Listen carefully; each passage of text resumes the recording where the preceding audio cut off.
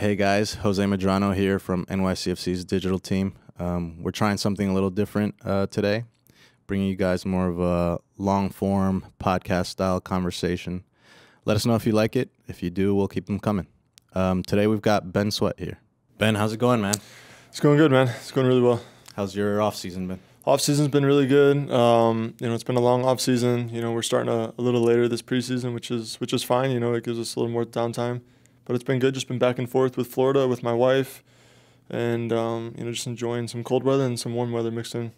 What's new? What have you been up to? Have you been training, watching shows? Kind of been doing a lot, man. I've been training on and off. Obviously it's important to take some time off. So I took those first few weeks off after the season, and then you kind of want to get back into it.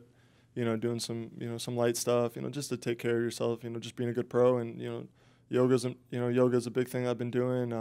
Swimming has been a big thing. Just some light stuff to take care of the body, and been doing that. And then of course, been watching some shows. It's cold weather up here, so when I've been trapped up here in the cold weather and inside, I've been watching a lot of Netflix. Any good recommendations? The new Narcos Mexico's out. It's I very saw good. that one, yeah. Really, really good one. That's a good one. I'm rewatching El Chapo. I don't know. I really like those crime kind of like thriller shows, so I've been really into that. Cool. Really wanted to talk to you because I think preseason's such a unique time, and you've been on all sides of it pretty much. Right. Do you like preseason? What's preseason like? Tell us a little bit what it's like. No, I like preseason. I think preseason's a great time for individuals and for a group collectively. You have a bunch of new guys coming in. You get to see new faces, new staff. And it's a fun time. It's a fun time to get to know everyone and kind of grind through those harder days with each other. And it's fun to travel around as well. We're fortunate enough to be able to travel to some cool destinations this preseason, and it's going to be a blast. We still have a bunch of new guys coming in, and we're going to have a lot of younger academy guys with us as well. So it's going to be a fun preseason. 2 years ago, you came in, as a trialist. Right. I gotta figure that's really scary. You're kind of playing for everything, right? Take us back to that time. What was it like? What were you thinking? It's not. I think you get to a point in your career, and it's a make or break moment, and it's kind of like what it was for me if I wanted to get to the highest possible level. And that's whether that's representing the best MLS club, in the league, and getting to the national team, and that's what happened, on this path for me. And it wasn't as scary, but it's more of like anxious, because I want to know what happens. I know I could play at this level. I know I belong at this level. So it's up to me, and it's a lot of weight, going in there, trying to impress, Patrick Vieira and a really good coaching staff, and to mix in with players that have been playing multiple seasons with each other, and also to play alongside with Pirlo and David Villa is another little intimidating moment, but it worked out, and I don't regret anything, and I couldn't be any happier. It all worked out for me. It's also such a grind. You see it every day, every day. How important is it to kind of stay fit? Is it important to stay fit right now in the off season going into? Yeah, no, it's super important, and it's super important whether you're a young guy or you're an older guy. It's super important to take care of your body, and to maintain your fitness throughout off season. You could take time off, but doing a jog here and there, just little stuff to keep the body moving, keep the body going. It's super important because when you come in the preseason, you want to already have some level of fitness. Because preseason is difficult, everybody knows. So if you come in with a low level of fitness, doing absolutely nothing, you're gonna trail behind. And when you're competing for a position, when you're battling other guys for a position, and when you're part of one of the top leagues in the MLS, that are going for for trophies and stuff like that, you want to come in with everyone on the same page. So it's very important. And I guess you could say, kind of successfully completed the preseason, getting the contract at the end. Yeah. How were the days leading up to that? Are you just kind of wondering, and how special was that moment? At first, you just kind of wonder. I know I'm doing well. I know I'm making mistakes. It's a mixed feeling, but you just gotta keep going out day in, day out, and giving everything you have. Because it's not guaranteed. I mean, even for draft picks, it's not guaranteed. So it's a bunch of mixed feelings and mixed emotions. Like, okay, what do they think of me? Because you want it to happen. Is it gonna happen now? And mine, Sturzer signed that preseason a little bit before me. So I was like, oh my gosh, you know, are they going to sign me now? Or are they going to sign me? So it's a waiting game, but you got to be patient. You got to keep doing the right thing. And, you know, honestly, you know, I always say this to everyone, everything happens for a reason. So whether it doesn't happen here or not, you know, it's going to happen somewhere else for you. So that's something, you know, I truly believe in. And I think what we've seen with you is, like, you're definitely mentally strong, you're kind of a resilient, you know, focused guy. Yeah. Where do you think that comes from? Were you born with that? Did somebody teach it to you? You know, I just think being, you know, I think my dad was huge with that, with, you know, making sure us boys were disciplined, we're respectful to whoever, whenever, however. You know, he was always on us with hard work. You know, we were always, you know, I played baseball and soccer. Both of my brothers and I, we played baseball and soccer. You know, we were always like doing extra work because my dad was, you know, harping on us, getting on us to do the extra work, because, you know, at the end it's going to pay off and it's going to make you better than everyone else. Because how many people actually like go that extra mile, you know? So it was important for me as young, and it's, you know, it shaped me into, you know, the person and player I am now. And, you know, I'm fortunate enough to have a wife now who can do the same thing. You know, I'm away from my family, so I have a wife who makes sure I stay on my path. You know, she'll talk to me when I'm down, or she'll be there for me when I'm down, and, you know, she's a big part of that going forward right now. And you're, you know, one of the Americans on our team. What advice would you have to young kids that, you know, were where you used to be to make it pro? Like, what's some concrete advice you would give them? Honestly, you know, I got some friends that, you know, are, you know, been up and down with MLS and with USL, but it's a grind. Like, it's, you know, you got to be patient. You know, some players have it easier than others. You know, and that's just, it's based on timing, honestly, you know, and it's based on the coaching staff at the time. It's based on the team, the organization, their needs. Like, there's so much that can go into this that can, you know, play a favorite for a player. So it's honestly, it's about patience, it's about hard work, but it's about, you know, staying focused. You know, and I've said this before, if you want to play this sport, you know, you either got to be all in or not, because the moment you're not all in, then your opportunity passes. You know what I mean? So it's important to stay on your path and be patient and know everything happens for a reason. You know, your time is going to come, and when you get that opportunity, take advantage of it. And you had some low points throughout. How do you handle those? How do you just keep yourself? I mean, I was really fortunate enough to, you know, when I was younger, to be with the Rowdies and be in my hometown. So I was very fortunate to be in my hometown and have my friends and my family, and obviously have the water, my backyard, every day. So when it wasn't going right, you know, down there, and, you know, because I wanted to be at the MLS level, I had other things to turn to. So I was really, really lucky and really fortunate with that. You know, but I think if I was in a different location, away from my friends, family, and my wife, you know, at the time, I think it would have been very, very difficult. But, you know, it's part of that grind, you know, and it's part of, you know, if it's meant to be, it's meant to be. You know, you just got to keep working, and, you know, at the end of the day, whatever happens, happens, as long as you know, give everything you got.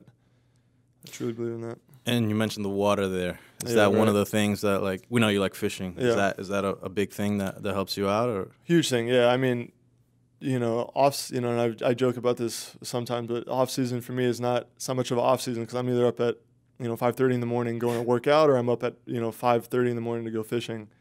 So I don't sleep in too much when I'm home in the off season, but I love being out in the water. It's you know, it's another passion of mine. It's something, you know, I want to pursue when I'm done playing. how'd you get into that? Is that just like you're from Florida? Everyone does that, or?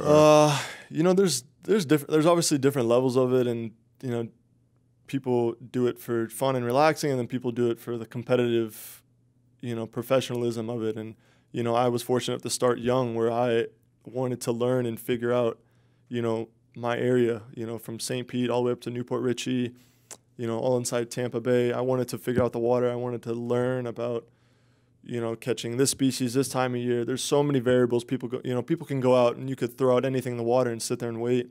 And, you know, many people laugh at fishing because, you know, that's not fun when you sit there and you're just waiting and waiting. But when you're, you know, almost, you know, hunting, you know, species, and, you know, you're out in the water, and, you know, you're fishing in super shallow water, and you get to see it's a thrill for me. And it's something I'm really passionate about, and I would love to pursue when I'm done playing. Did it come from your father? Did you do it with your father, or how'd you first Yeah, start? no, my dad used to take us all the time when we were younger. That kind of fishing, we were, kind of sitting and waiting. But, I grew up with some buddies, and, they had, multiple boats, and, his dad was a fisherman, and, my buddy was growing up, as a fisherman, and so I would be at his house every weekend, sleeping over at his house every weekend, and, I learned pretty much everything I know now from them, and, it's awesome. I love it. Do you think it's really important for a professional to have kind of that second hobby that takes their mind off it a little bit? No, for sure. And some players, have their family, and I'll get to that point where I have, my, when I'm done playing, my family will be that passion.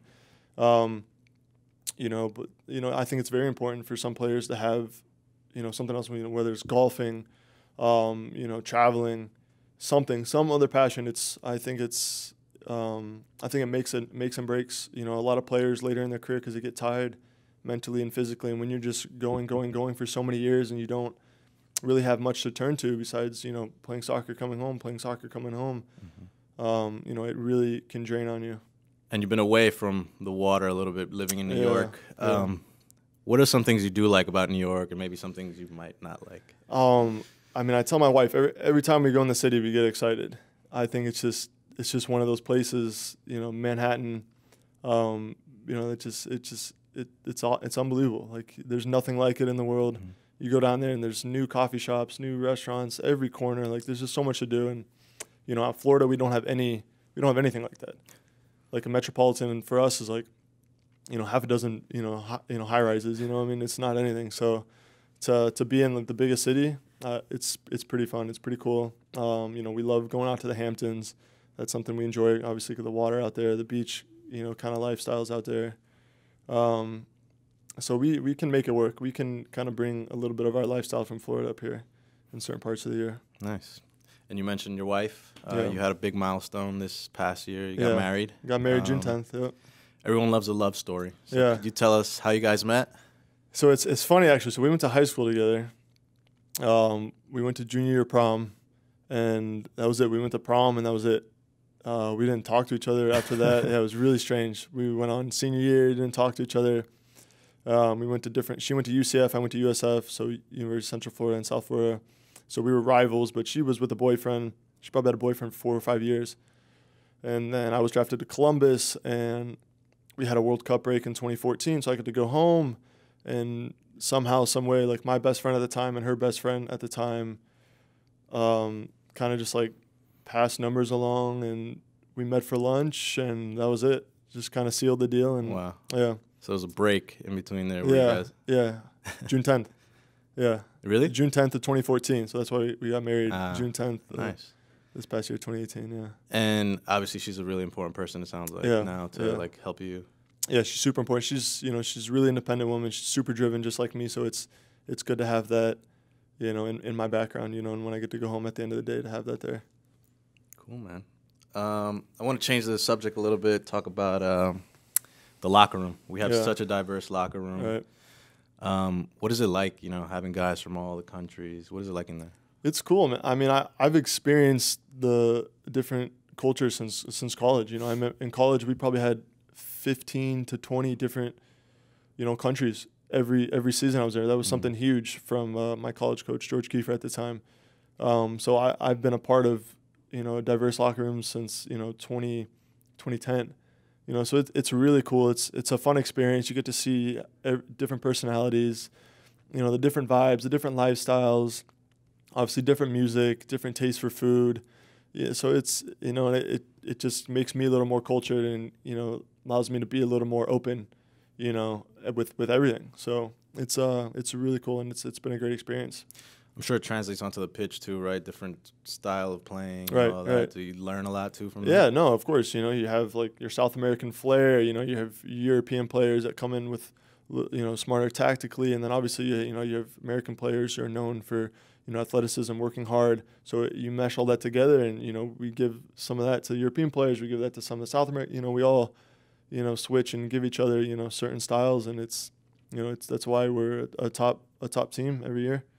And you're probably teaching a lot of kind of American culture to some of these guys. Are there any funny, like, do they struggle with anything really at first? Like, is there one thing that sticks out, or is it just kind of a constant learning? It's a constant learning, but I think guys are still like learning about like why they pay so much for like car insurance over here and like taxes and just like little stuff like that, you know. Speaking of locker room, what is the music like in there? Does any of your music ever make it onto the pregame playlist?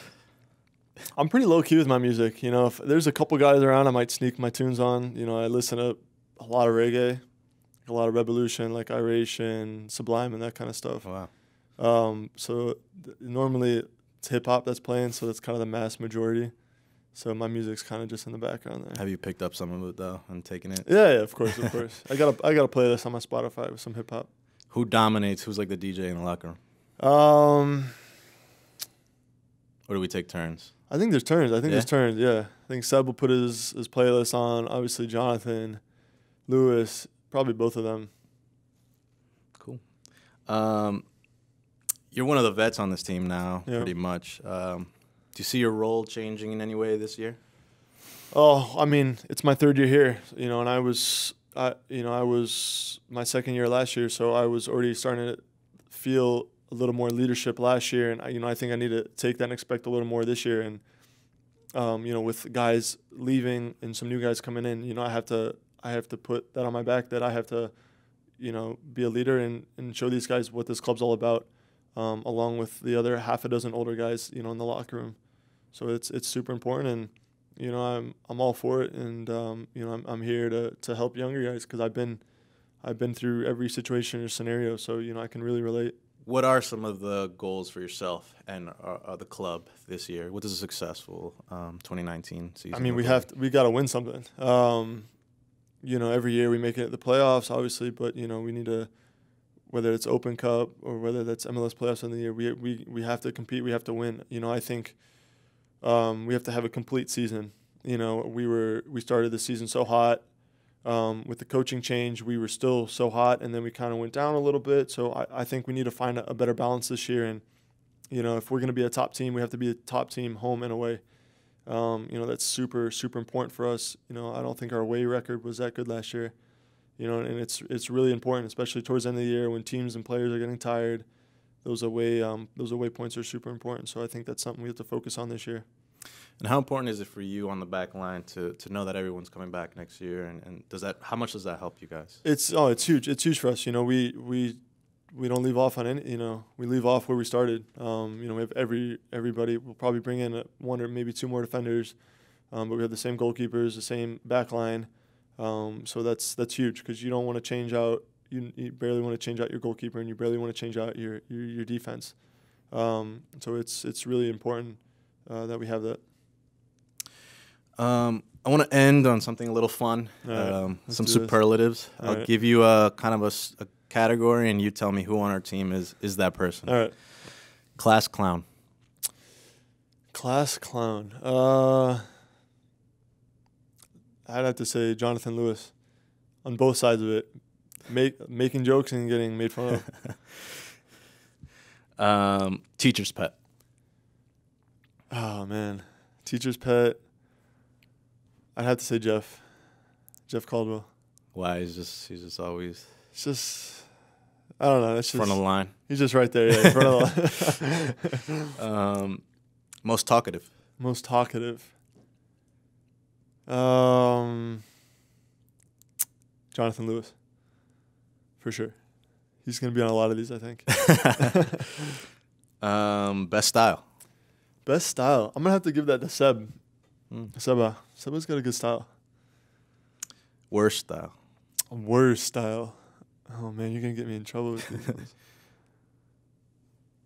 Or maybe not as good style. Probably Joe Scally. Yeah. He's still learning. We're working on him. Yeah. We're trying to get his, you know, he wears like a size 11 and a half, and he should be wearing size 10. You know, he's still growing. I think that's what his parents think. So. The best bromance on the team. Best bromance.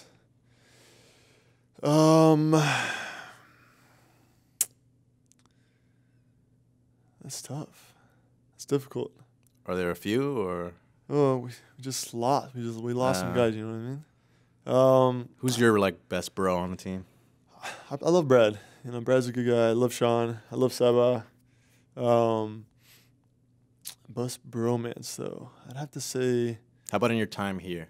Oh, in my time here. Who was the best Ring. Okay, maybe right now, maybe Ring and Anton, but Ring and Rodney for sure. Yeah. That's oh my gosh. Yeah. Why? They were just connected at the hip. Who's the life of the party? Life of the party, Jonathan Lewis. This one probably won't be Jonathan. Who's the quietest? James Sands for sure. He's opening up though. He's getting a little more talkative. He's getting involved in the banter. So. Who's the loudest? Jonathan Lewis. Jonathan Lewis. Who do you think would be, or who is the motivational speaker of the group? I would have to say either Sean or Maxime. You know, Ring as well. You know, those are, you know, 3 good leaders right there. And they all speak up. When they speak, everyone listens. Yeah. All right, let's end on this one. Who is most likely to be president? Most likely to be president? Jeff Caldwell. Why? You know, he's just got the. I don't know. It's just Jeff. Just Jeffrey. Just has that president swagger about him. Cool. Well, Ben, thanks for sitting down with us. I appreciate it, Jose. Thanks, man.